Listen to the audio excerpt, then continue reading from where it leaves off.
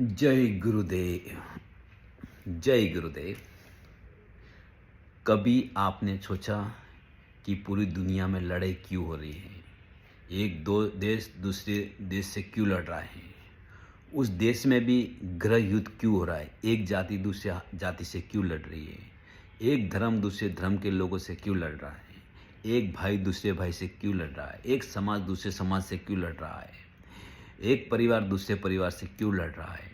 क्यों लड़ रहा है? अगर आपने कभी सोचा, आप कभी सोचो कि आखिर में उनको क्या चाहिए? लड़ाई करने से क्या मिलने वाला? उनके हाथ में क्या आने वाला?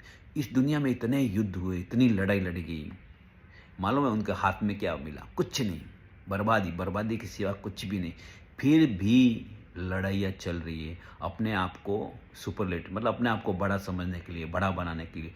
सब जगह लड़ाई चल रही है। इस लड़ाई का कोई अंत नहीं। लड़ाई करने वाला और लड़ाई में शामिल होने वाला और लड़ाई के लिए आग लगाने वाला, इनको सबको नुकसान है। जो जो इस लड़ाई का भागीदार होता है वो विनाश का कारण बनता है, और खुद के लिए भी और दूसरों के लिए भी।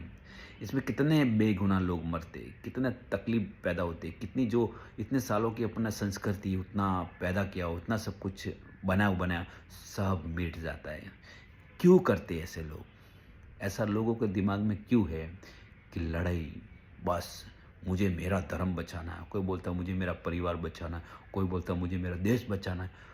तो तुम लड़ाई करके देश बचाओगे, लड़ाई करके धर्म बचाओगे, लड़ाई करके परिवार बचाओगे? तुम्हारी बुद्धि खराब हो गई क्या?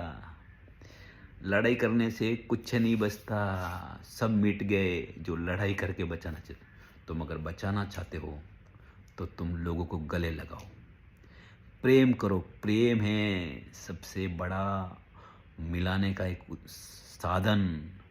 और जिस उद्देश्य से तुम आए हो, मानवता, मानव इंसानियत का जो रास्ता है वो प्रेम है। प्रेम से बड़ी कोई पाठशाला नहीं है, प्रेम से बड़ी कोई किताब नहीं है, प्रेम से बड़ा कोई धर्म नहीं है। तुम प्रेम बिखो रहे हो। तुम प्रेम से लोगों को गले लगा लो।